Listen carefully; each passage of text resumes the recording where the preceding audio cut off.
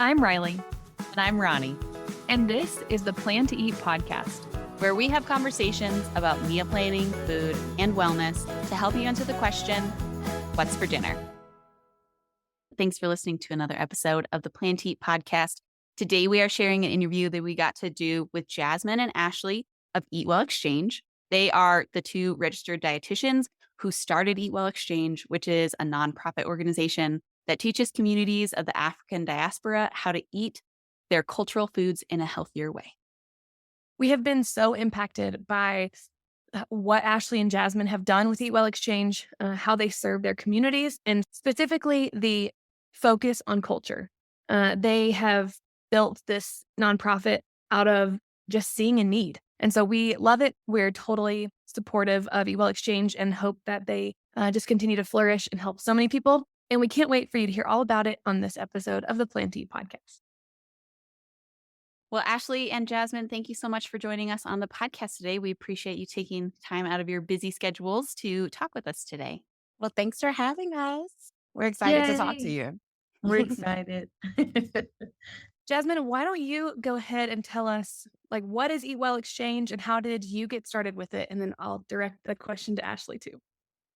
Absolutely. So, EatWell Exchange is a 501c3 nonprofit organization, and we provide pretty much nutrition education, telling people how to eat healthy, and providing access to food, but with a focus on culture. So, we have that little bit of a spin on healthy eating. Some current things that we do are like cooking classes, cooking demonstrations, nutrition classes. We have a culinary program where we teach people how to cook with their culturally significant and amazing food. And we also have like gardening parties. We do a lot of outreach to different lower social economic communities to serve those who are oftentimes don't have a voice around, proper education and access to food. How we got started? Well, 2017, or way back, actually right before 2017, we were working at the WIC department in Florida. So in Tampa, Florida at the time. And we noticed a demand. We saw that, women, so WIC stands for Women, Infants, and Children. Women would walk into the facility and was being told to eat foods that they had never heard of, eat foods that may not have been at their grocery store, and really didn't have any type of cultural relevance to them. But once they left, a lot of the healthcare professionals we were working with would say, oh, they're non-compliant. They're not following what we're doing, what we're telling them to do. And we're like, wait a minute, there has to be like another way for this to really see patients thrive in that type of environment. And so we're like, why don't we just create our own nonprofit? And this is like after having like a girls' night, because we're friends as well. So it was like an idea of like just kind of brewing in our head just from hanging out. And we're like, let's have this nonprofit. So fast forward, I think I went to like a diabetes conference and I start telling everybody at the conference, like, hey, I got this new nonprofit. This is what we do. We end up meeting someone from Montego Bay that was a pharmacist. He's like, yeah, I want you guys to come and teach us about our healthy foods. And I tell Ashley, and Ashley's like, Jasmine, we don't have a nonprofit. Like we're not registered. We're not anything. So that really, really held us accountable to create this nonprofit and to really do all the things that we needed to create it. So that was pretty much the summed up story of how EatWell kind of came to be. That's really cool. I love that you guys were kind of like pushed into that a little bit, right? Like you were like, I've got this great idea. And then getting a great opportunity is like the best reason to actually follow through with it. So that's really exciting.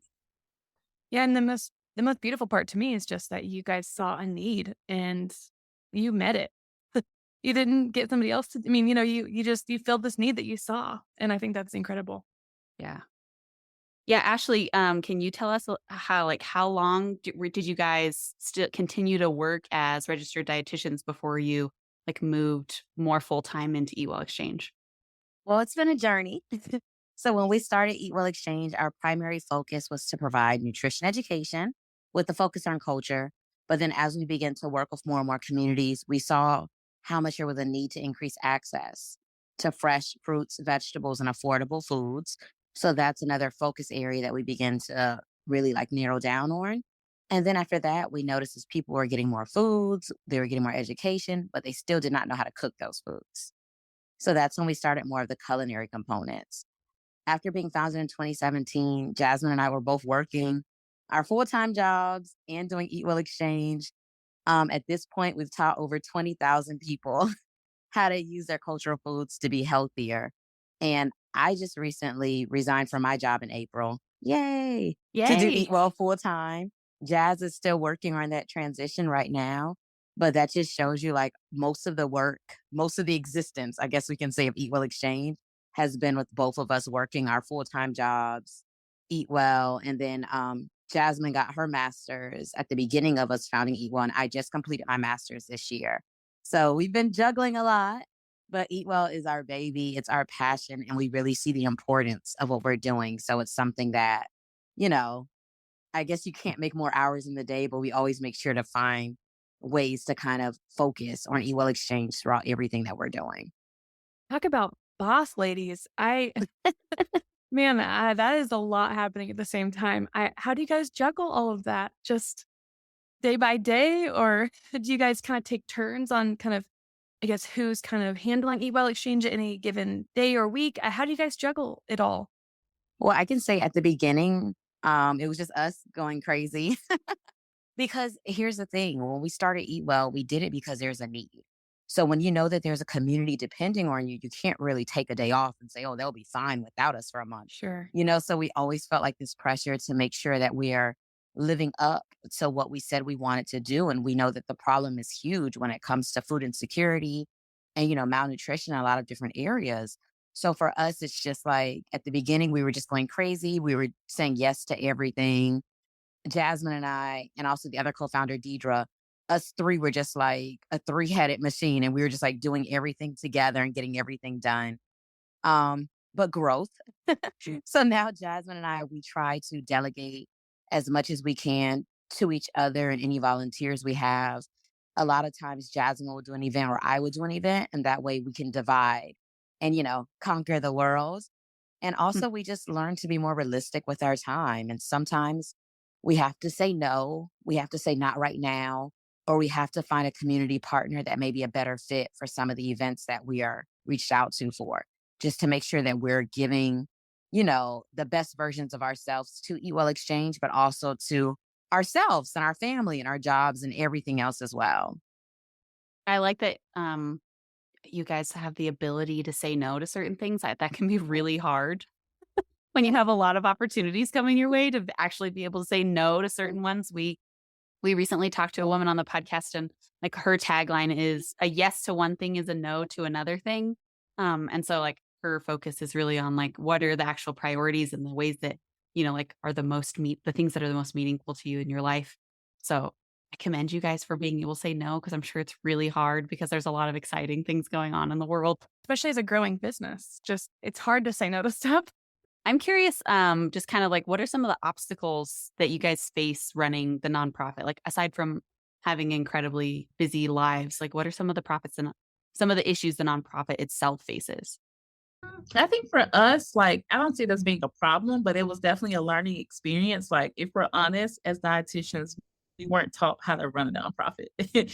So it was kind of like, we should do this, or maybe we should do this, or we would get like canceled from, other people that may have had that experience. And so we've been very lucky in that aspect because we know other dietitians and other professionals that have nonprofits that can give us like that wisdom that we need to like keep it going.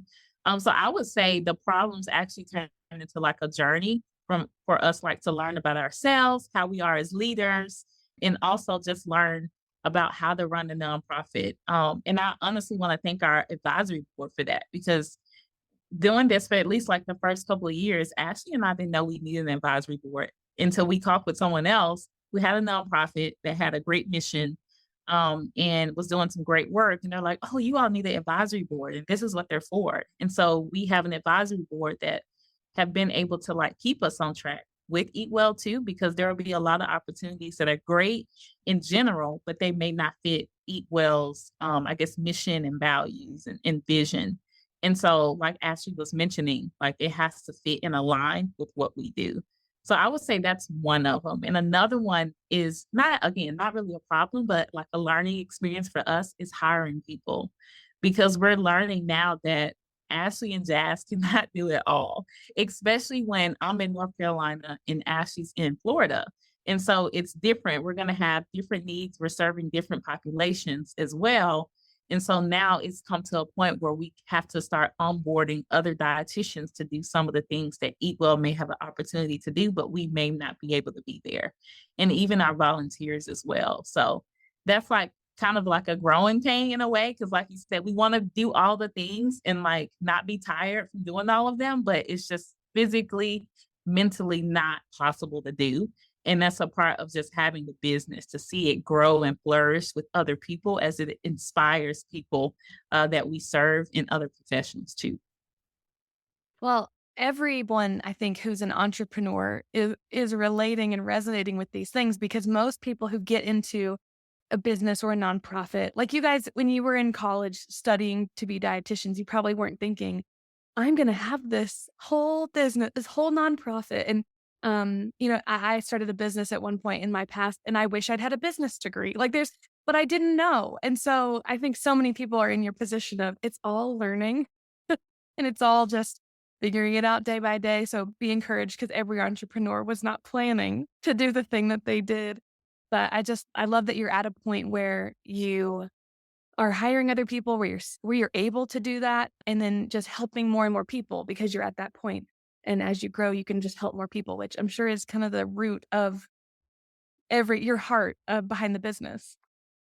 So you guys offer both cooking classes and gardening classes, right? Do you guys have like a specific program or class that you teach or provide that's the most popular that people really love and gravitate towards? I would say our culinary programs, because our culinary programs give our community the hands on experience to get into the kitchen with us and cook. So I would just divide those into two. We have the kids culinary program, which is where we work with summer camps, different community organizations, police athletic league, so different parks organizations and even foster programs. And we teach the students how to cook using foods they're familiar with. So when I say foods that they're familiar with, I'm talking Doritos, I'm talking ramen noodles, like the foods that they would grab on their way home and cook. And so, as a registered dietitian, if I'm making ramen noodles, everyone's going to look at me like, what in the world is she doing? But we know that we have to be realistic with the clients that we work with. And we know that for a lot of communities, this is what they're comfortable with and this is what they can afford. So, why not take the ramen noodles and make them a little bit healthier? So, what we'll do is we'll cook them without the seasoning packet. We'll season them with our own herbs and spices and salt and pepper. And then we'll go ahead and add some veggies to it. We'll have the kids dice up their own carrots, broccoli, onions, and peppers. And then we add a source of protein. So it could be chicken, it could be beans, depending on, the population. So we do different things like that to show them how they can make foods that they're familiar with, just a little bit healthier with foods that they have access to. And another part of our culinary program is the Prevent Diabetes culinary class, and that is Jasmine's baby. So it was her idea to start a program to teach people that are at risk for getting diabetes how they can eat foods that they're familiar with and still be healthy. And this is primarily for African American women or women of the African diaspora. So that includes like Hispanic women as well. And what we do is we take cultural foods, staples, mac and cheese, okra, collard green, different foods like that, and show them how they can keep eating those foods and be healthy. And that's important because we may talk about what to eat and what not to eat. But until you actually get into the kitchen with them and let them try different options, that's what really brings everything together. So that's why I feel like it's our favorite because it's a full circle moment where they can learn about the foods, cook the foods, eat the foods, and just make that change in that moment. It's also every source or every way you learn, right? It's you're hearing it, you're seeing it, Hmm. you're touching it, and then you're tasting it in this case. And they're realizing the people in your classes they're thinking, oh, this is good. I can do this. And I just keep saying this, but it's so beautiful the way that you are looking at the need and you're not you're going right to like the source. Like you eat ramen noodles, okay, we're gonna cook ramen noodles, and you're going right to where they're at, and you're meeting them where they are, and that is so powerful. That's the launch point. That's how they learn. That's how they can grow, and you're making it so tangible for the people that you're serving, and that's just incredible. Definitely. And that's one of those points that really moves us because we know that we can set goals for these large changes where we say, never eat ramen noodles again, or, Mm, just get other fresh noodles instead. But we know that that's not always, the easiest option for the communities we work with. And sometimes it's those small changes that really just causes huge impact because we know that even when it comes to, our lives, if we're able to accomplish one thing, it propels us to accomplish five more. So the same goes for the communities that we work with. If we're mm, able to reach one goal, even if it's small, like eating one serving of vegetable a week, for someone who doesn't eat any vegetables at all, if they can accomplish eating one vegetable a week, next week they can eat two. And then before you know it, they can eat it with every single meal. So it's just those small changes that give you that confidence to just keep going to, tackle bigger obstacles. You ever receive pushback from other, dietitians? Or, like, because of this approach is, like, not what you learned or not what you're taught to teach people? Like, do you ever receive pushback in these areas, or they just see the results and they're just saying, "You go, ladies, you're doing exactly the right thing?" Well, I would say that for our profession, we have to remember that only 2.7% identifies African American. So what does that mean? That means that only 2.7% of dietitians are Black, but also what are we learning? Who's teaching us? Mm, Who's writing our books? More than yeah. likely, not Black dietitians. So, Mhm, of that being said, a lot of times there's this gap in our field. And I mm, can say, as we've been getting called more and more to do speaking engagements, that people want to learn.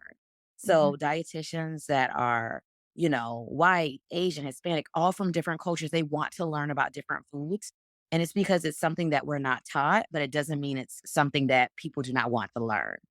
yeah. So we've actually been having a lot of dietitians reach out to us and refer, different organizations to us. A perfect example is one of my preceptors, actually. She was asked to do a cooking demo for Black History Month, and she's not Black. And she's like, I could do it, but I would prefer to have EatWell Exchange, represent your community better than I would do. So we have a lot of people like that are like, you guys weren't here before, but now that you are here, we want to make sure that you're doing the best that you can to spread that knowledge and represent your culture in the best way possible. Yeah. And I feel like too, like what I love about sometimes our communication in our presentations is like, yes, it's about, different cultures, but also there's a little bit in every culture that we can all relate to. And so once they kind of understand like, oh yeah, I have my favorite, family recipe that I know it may not be rated as the healthiest on the Mediterranean diet, et cetera, right? But I can connect in that way because I know how much it means to me. So now I can have a little bit more of a, I guess, an open viewpoint and think more deeply into how I recommend foods and be a little bit more sensitive because I know if someone told me the same, you cannot have this, how that would make me feel. I don't want to make the people that I'm serving or teaching feel the same way. So I think for Eat Well, I think we've done a really good job of like making people understand like we all have a lot of similar things about us. Even though we may be from different upbringings or different experiences, we all like food and we all need food and we all connect to food in different ways. But we also all want to be respected in our food choices and what they mean to us too. So I think that's one thing that a lot of dietitians and professionals really see in us as well. Mm, Right. I was actually thinking a lot about that when Ashley was explaining the diabetes prevention program and just thinking it's so cool that you guys are, essentially teaching people, like you said, like the things that they currently eat, how to eat them in a little bit healthier way. Because we all know that you hear all the time that, the really strict diets or the yo-yo dieting thing, like it doesn't work for anybody and it doesn't really solve anybody's problem. And so just giving that, like longer lasting change in their life that's like gonna hopefully, like propel them through the rest of their life is so much better than just saying, change your diet for the next month or, whatever, because that's not really going to be the thing that actually helps people. So I think it's really cool. I just love that that's part of your guys' mission. Is the model of EatWell Exchange something that, well, one, it seems very reasonable for many cultures to implement what you're doing because you take this model of EatWell Exchange and you just apply it to where you are in the cultures that you're in, the communities that you're in. Do you guys, so you're located in Miami. Are you going to be able to replicate this other places? Do you want to? Are you hoping to expand? Like, what are your goals with that? And yeah, talk to us about that, either one of you. Yeah, so we actually have, because I'm in North Carolina. I used to be in Florida when we started, so that's actually happening right in front of our eyes. And I think it's really started to ignite when we started to get people reaching out to us from different places. Like for example, we had an event where it was like the free farmers market that was done that Ashley did in Miami and Liberty City. From that, and posting that on Instagram and getting a lot of feedback from it, then we started to get other people from different states that we had never been to wanting to do the same or implement the same. So it's little things like that that we are reminded of, I guess, like every single week of, okay, we definitely could see ourselves having like ambassadors or like we said, the onboarding of other dietitians in other states that can relate and want to do the same, but just may not know how they can really give the service without creating an entire nonprofit, right, to do so. So I think that's the joy in it. We know that it's not just like a regional problem, it's a problem in just about every state in this country. And cultural foods are not just in the country, it's international. And so Mhm. that's led us to have opportunities too in actually Grand Guave, Haiti, where we have a community garden from networking with someone in Miami. So we can definitely see it being a national thing. We look at it as national, even though the starting and the foundation was definitely in Florida.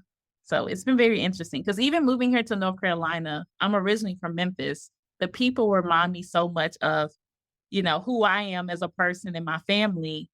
But then when I lived in Florida, I felt like Ashley kind of showed me the ropes of like all the different cultures, the melting pot in Florida.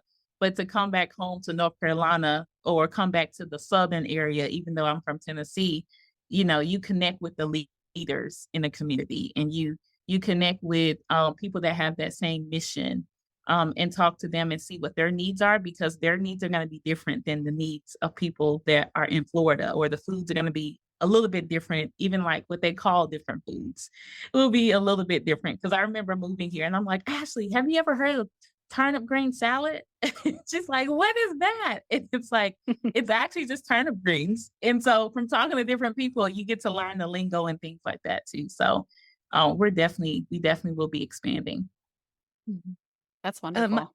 yeah, it's making my husband is a firefighter in a city near us, and the thing I keep thinking is because of his job, he's in every community in the city because everybody has emergencies, everybody has needs, and so I'm just thinking about like the people groups that live in the city where he serves and how different they all are, and how even eWell Exchange could be such a bridge in some ways because they have specific needs and foods and things that they're probably not being taught about or assisted in because it's very unique to them and the part of the world where they are from. And man, I hope you guys expand all over the whole world. Thank you so much. And we hope the same because we really see the need. And Mhm, also now we've been doing more events like with different organizations where they're calling us in to do education for their staff. mhm, And we've noticed that that's a great impact because whether it's a hospital, a food pantry, a community organization, they're still serving diverse populations.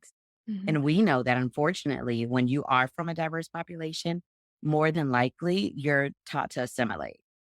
So mhm. you're taught to, especially if you're coming from another country, you need to come to America and just do what they're doing. Like you don't, you know what I mean? Like you go out of your way to make sure you're doing what Americans are doing, but that's not natural to you. And also that's not always the healthier option for a lot of people from other countries. So when we work with organizations, we show people how you can speak up about your foods and Mm, how you can communicate as a professional, how you can dig and ask more questions like, what does your grandma cook? What do you like to eat? What are your favorite traditional dishes? What do you eat for the holidays? So asking questions like that to get people to talk to you because we know that for some populations, it's not their first nature to just open up and tell you about their cultural food. Because I can tell you, at least for me, growing up, you never hear anything positive about those foods. So why would you say it to a dietitian or to your physician or, a healthcare provider because you already assume that they're not good? So that's what we do. We work with other organizations also, and we teach them. So even though Jasmine and I can't physically, teach all of the people that they reach, we can educate their providers. So that way, when they talk to their communities, they have a way of learning the language and being able to speak to them a little bit better to help create a bigger impact. In that way, you both and EatWell Exchange are a bridge because you're that connection point between the entity that's serving the community and the community itself. And you're helping both sides, helping the community learn what to do with their foods to help make them maybe a little bit healthier. And you're working with the entity that's serving them to say, hey, here's the kind of questions you need to ask. Here's how you can serve these people. And here's how you can think about the way you serve them completely differently than when you talked about at the beginning, women coming in and not even finding the foods that they eat at the food pantry, or I think it was the WIC program you mentioned, and they're not even finding those foods, so they're feeling not well served. And then the entity is saying they're non-compliant, but there's that disconnect, and you guys are really filling that hole, which is really incredible. Thank you so much. Yeah, that describes it perfectly. That's really, what's happening. It's us being that bridge in between and just kind of helping each side get what they Mhm. need or be able to help, and just communicate better with one another.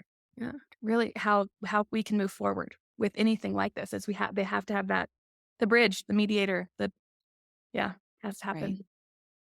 Do you guys mostly connect with the people that you're teaching through organizations? Like you connect with an organization and then they send, people who work for them or interact with them to you guys? Or do a lot of individuals come and like seek you out to try and, like come to your courses and stuff? I think it's a combination of both.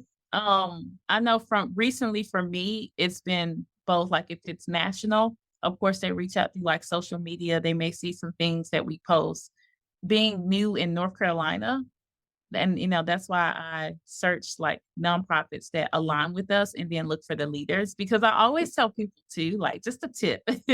If you're trying to do the same work that we're doing, it's probably not advised to just go straight to the community and say, like I'm here to save the day type mentality, because it may not go as well.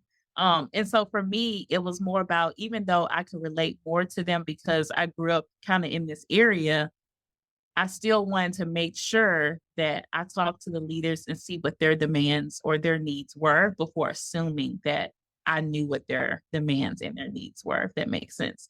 Because Mhm. sometimes we tend to do that. We'll read up on some things on the internet and say, oh, this is what they need, but it may not be actually what they need.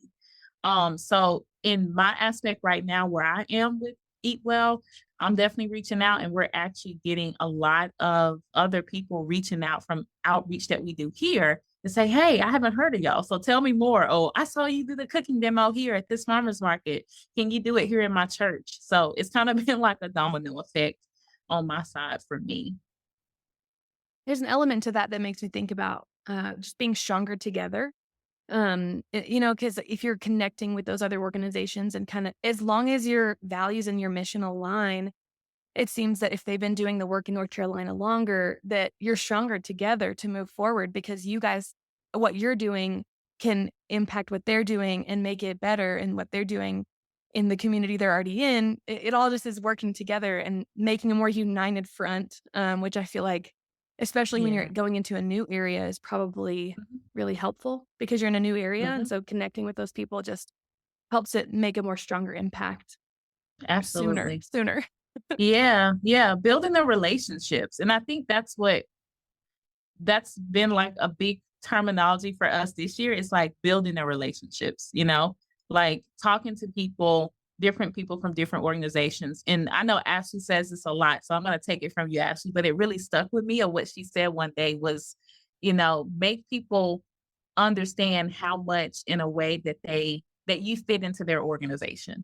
Like in a sense, like, oh, really do need you as a dietitian in my organization. Like, let's work together, and then kind of give them that vision of how it can look, but still also leaving enough room for them to understand, like, I want to know what your needs are too. So I do want your 50% in this relationship as well. So I think the relationship part is very important. That old saying of like, it's about who you know, like that is a very true statement when it comes to like running a business or trying to make a difference in certain communities. And Jasmine's giving out all my secrets. I'm just kidding. Yes. But that is like top tier Ashley's number one networking tip. So that's for any profession, no matter what you're doing. Like if you're listening to this podcast, know that when it comes to networking, that has worked for me all the time. I always tell people how I can fit into their job.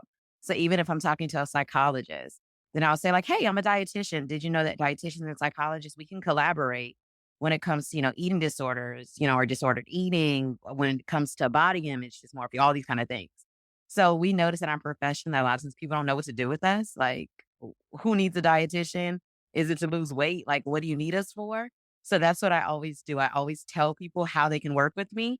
And 9 out of 10, it ends up happening. Like, I'm always like, oh, well, I can go to your college and teach your students how to eat from the food pantry. And then they're like, you could do that. It's like a Jedi mind trick. I bet you're really good at writing a cover letter for a resume. I am.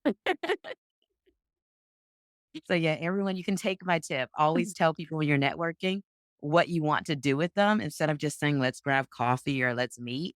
Like literally tell them what you want. And even if it sounds wild and out of this world, just say it. And 9 out of 10, it will happen because you're putting that vision in someone's mind. So it's easier to fulfill. Yeah, that's great. I love it. So, what would each of you say is your favorite thing about EatWell Exchange? Ashley, you go first. Oh, that's hard. It doesn't have to Everything just be about one. Equal Exchange. But no, I can say for me, my favorite part of EatWell Exchange is it gives people a place to belong. So even though we're not like a physical location that you go to, EatWell Exchange is like this state of mind where it's making sure that dietitians, community members, healthcare professionals, and professionals all across the globe have a way to relate to people. And it starts that conversation. And it really just teaches us how to redefine the visual of a healthy plate. So now instead of saying that my food isn't good, we're allowing ourselves to see that the foods that we grew up eating are good for us. It's just us learning small modifications sometimes and also learning how to categorize those foods so we can put them on a plate and they can be healthier. But that's one of my favorite things. It's just us giving people a place to belong and also a place to start. And the biggest thing is just being able to reverse a lot of those negative health outcomes that have been put on our communities. So that would be my favorite part. I think kind of aligned with Ashley's a little bit. I like the surprise on people's face when I tell them something is healthy and the benefits than what they assume to be healthy, like what they may see in media and social media.